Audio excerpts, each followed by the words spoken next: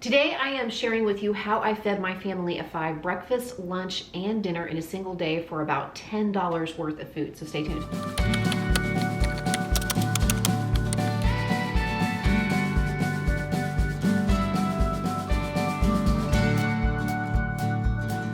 If you like budget meal videos, I hope that you will check out the playlist that I have left linked in the description box below. I have done dozens of these kinds of videos, and they usually have different kinds of parameters, different price points, different styles of meals, different stores that I shop at. So if this isn't what you're looking for, you might find it in that playlist, which again, I will leave in the description box below. I also want to mention that these kinds of videos are meant to be a jumping off point. They're meant to give some ideas and some inspiration. This is not meant to be a sustainable way of eating and living. If you or someone you know is struggling with food insecurity, I hope that you will reach out for help. You can utilize resources like 211, or maybe discover some programs through local churches, through local schools, through health departments. Sometimes even police and fire stations will have lists of programs that are available that can help you get food for yourself or your family. When I am making these kinds of videos, I am usually thinking about trying to be helpful, trying to give ideas, but maybe you are a person who is in a position where you don't necessarily need a meal plan like this. You're just interested in this kind of video. And if that is you, I hope that you might think about doing something like this, even just for a short time, like maybe making one budget meal, or maybe making budget dinners for just a few nights, and then thinking about donating the difference in your grocery budget, the money that you saved, to a cause in your area that addresses food or housing insecurity. My husband and I are very passionate about supporting causes that address housing and food insecurity, and so we actually tie the income from this channel, and a lot of times it goes to organizations that address those specific issues. So all that's to say, I hope that this is helpful,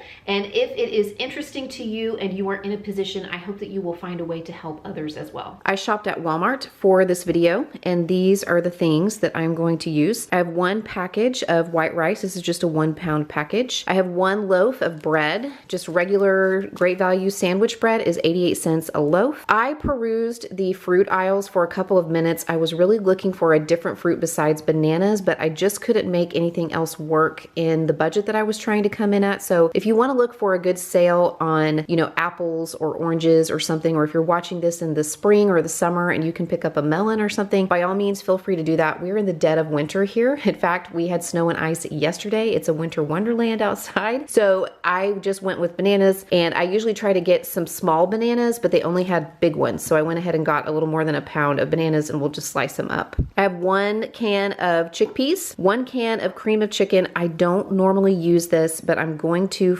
today for one of the meals. I would prefer to make it myself from scratch, but in the interest of ease and just making this really accessible, we're going to use a can of cream of chicken, 1 pint of heavy whipping cream. I was actually surprised to see that these are still just $1.60 at my Walmart. This is going to add a lot of flavor and a lot of richness to the dishes that I'm making today. 1 jar of prepared pasta sauce. They did not have the Hunt's brand. Hunt's has like a 24-ounce can of pasta sauce. They didn't have any, they were out. So I just had to get the Great Value brand. It was a little bit more. It was about 30 cents more than the Hunt's cost me, but that's okay. I made it work. And then I have 1 package of frozen peas and carrots, 1 carton of eggs. I was excited to see that eggs were $1.79 a dozen at my Walmart. And then 1 package of cheese slices. And if you were wondering why the package is open, it's just YouTuber life. I actually shopped for this video a couple days ago, and I put everything away until I had a chance to film it today. And somebody used one to make a sandwich yesterday, but it's okay. I have enough still to make this meal plan work. Good morning, everybody. The children are home from school today. I just rolled out of bed a little while ago and have been doing some work. Threw on my sweatshirt, poured my coffee. We're gonna make a really easy but tasty and filling breakfast. I realize that there's nothing super special or revolutionary about scrambled eggs and toast for breakfast. It's pretty common, but my kids are definitely in a scrambled egg phase. They ask for scrambled eggs a lot, even for dinner, and so they're gonna be really happy with this. And one of the things that I do to make eggs a little bit more fluffy is add either milk or cream or sour cream to them. So since I bought heavy cream for another recipe in this video, I'm actually going to use about 1/2 cup or 1/4 of this carton with my eggs whenever I whisk them together before I pour them into the pan. And it's going to make them even richer tasting, and it's going to make them nice and fluffy.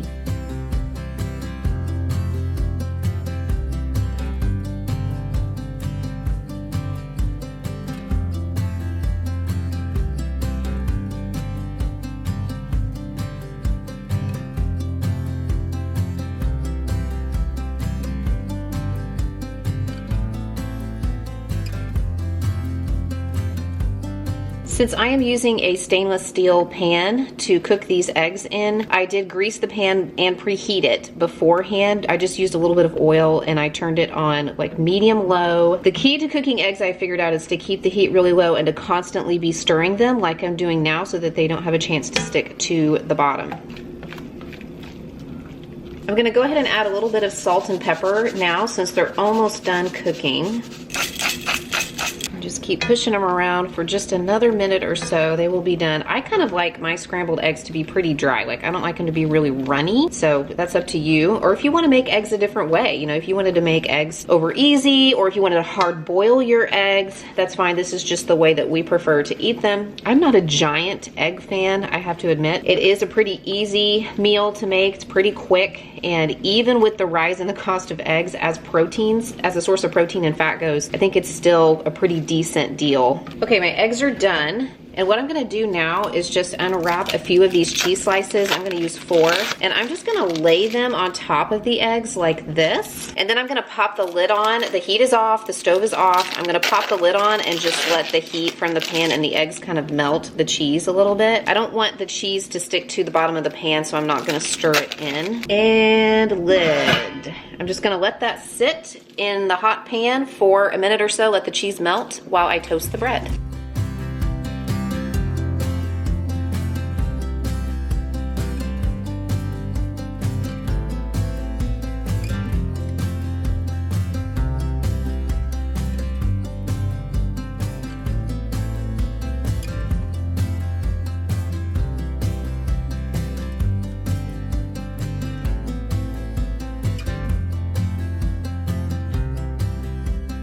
For lunch today, I am just going to make some good old-fashioned tomato soup and some grilled cheese sandwiches. And I'm gonna use a tomato soup like shortcut that I've wanted to try for a long time. I'll show you how I'm doing that. For the grilled cheese sandwiches, I'm going to make them on the griddle because I can assemble multiple sandwiches at a time. But you could, of course, just make them 1 or 2 at a time in a skillet on the stove. Or if you wanted to, you could do cheese toast in the oven instead, where you just take the bread, lay it out on a cookie sheet or a pan, and you place a slice of cheese on top, put it under the broiler for about 60 to 90 seconds. And then you can either, you know, make sandwiches out of them by placing 2 pieces together, or you can just eat it open-faced as cheese toast. That was actually something that my littles really loved to have at their daycare when they were babies, when they were 1, 2, 3 years old. And I would drop them off in the mornings. They would have breakfast and they always loved to see cheese toast on their plates. And it was just a piece of toast with some cheese on top. It was just an open-faced grilled cheese. So there's some ideas for you as well if you don't have like a griddle, or if you don't want to take the time to make them 1 at a time on the stove. So let me show you how I'm making up that soup. For my super easy tomato soup recipe,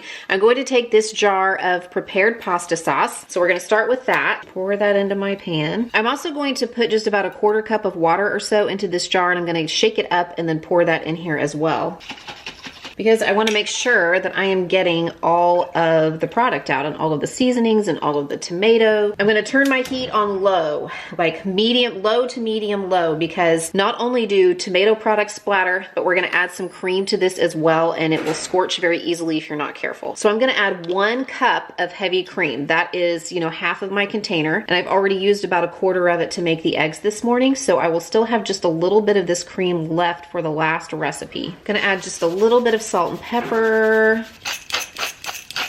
Stir that up. Oh, that looks so delicious already. See that cream kind of mixing with the tomato? It's gonna make just a nice, really rich, creamy tomato soup to go along with our grilled cheese sandwiches. So now all it has to do is heat through. But again, I'm gonna keep this on very low heat because I don't want the tomato sauce to splatter everywhere, and I also don't want the cream to scorch and stick to the bottom of the pan.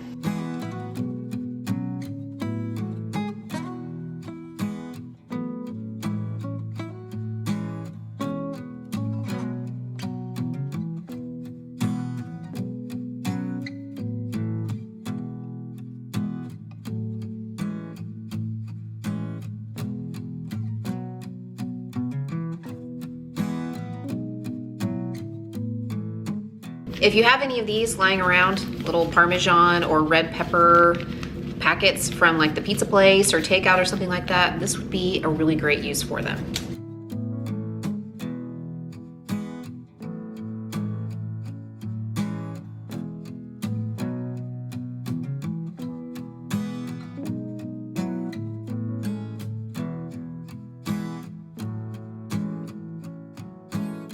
Okay friends, this tomato soup, this 2-ingredient tomato soup is absolutely fantastic. So good, highly recommend. I mean, I would make this any day of the week, not just as like a budget meals challenge, but it's so rich, it's so creamy. I mean, for just 2 ingredients, like I didn't really have to add any extra seasonings, a little salt and pepper. You know, you can leave the Parmesan and the red pepper flake out, but that adds just a teeny bit more, but it's really good on its own too. So good. I mean, I feel like it's kind of hard to beat. Just grilled cheese sandwich dipped in the tomato soup. It's like comfort food. When I was trying to put this meal plan together, actually dinner was the last meal that I came up with. And normally it's backwards. Normally I come up with the dinner first and then I fill in with breakfast and lunch, or if I'm doing multiple dinners, there's always a couple that pop out at me first. But for whatever reason, I was drawing a blank with what to come up with for dinner. But as I was standing in the grocery store and kind of trying to work out what I wanted to do on a very limited budget, I was thinking about chicken and rice. And I feel like chicken and rice is kind of one of those like standard family meals. A lot of times it's a casserole or a one-pan dish. It's something that a lot of families will make from time to time. But chicken was going to bust my budget. So instead I decided to try to make a chickpea and rice casserole. So it'll be very similar to like a standard chicken and rice dish, except I'm going to use chickpeas as the protein instead of chicken. Here's what I'm using for dinner. This is going to be a chickpea and rice, a creamy chickpea and rice. So I have my bag of rice here. I'm not going to use this whole bag. I'm going to use 2 cups. And there's actually 2.5 cups in this bag. So I'll go ahead and measure out 2 cups. I have my can of cream of chicken, my can of chickpeas. I'm gonna use the rest of my heavy whipping cream, which is about 4 ounces or half a cup. My package of peas and carrots, salt, pepper, oil. Let's get started. We're gonna do this dish one pan style. So I'm just gonna make it all in one pan. I have 2 cups of rice in here and I put a little bit of olive oil in there as well. I like to brown my rice a little bit for these types of dishes before I add the other ingredients. I'm gonna go ahead and add my peas and carrots. They're still frozen. This is just gonna give them a little bit of a head start. I'm just gonna stir these together for another minute or 2 before I add the rest of my ingredients. A little salt and pepper.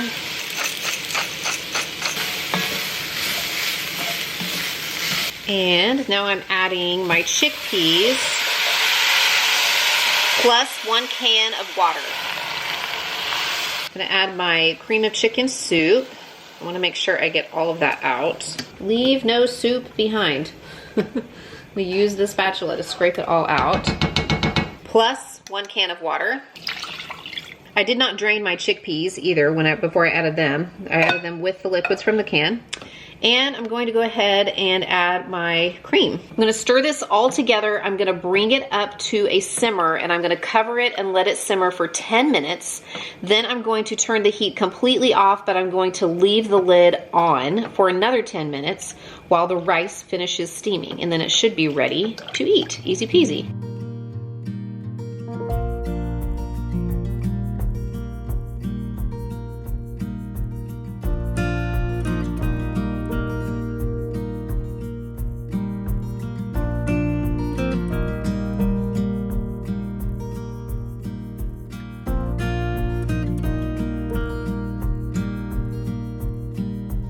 Okay, so this was the meal I was worried about the most, and like I said, the one that I struggled with putting together the most, but this turned out pretty good. It's pretty tasty. I mean, I think it would be better with chicken, but the chickpeas do just fine. The flavor is pretty good. I mean, it's nothing extraordinary, but that's not the point of these exercises. It's not the point of these types of videos. It's really just to try to create palatable food, tasty food that will fill the belly and has some nutrients and nutrition in it. So this is a nice little 1-pot meal, 1-bowl dish. It's got the veggies, the chickpeas, and the rice, and then the cream of chicken and the cream and the salt and pepper flavor it. So it turned out just fine. The other thing you could do is you could save a few eggs from breakfast, and instead of using the cream soup, you could make like a chickpea fried rice type dish. You could try that out if you wanted to instead. But this turned out pretty good. I'm very pleased. That's what I have for you guys today. Like I said, I hope that there is something useful, helpful, interesting for you. If you want more budget cooking content, you can check out that playlist that I've left linked in the description box below. And if you want another Walmart budget meals video, check out this one that I made just a couple weeks ago.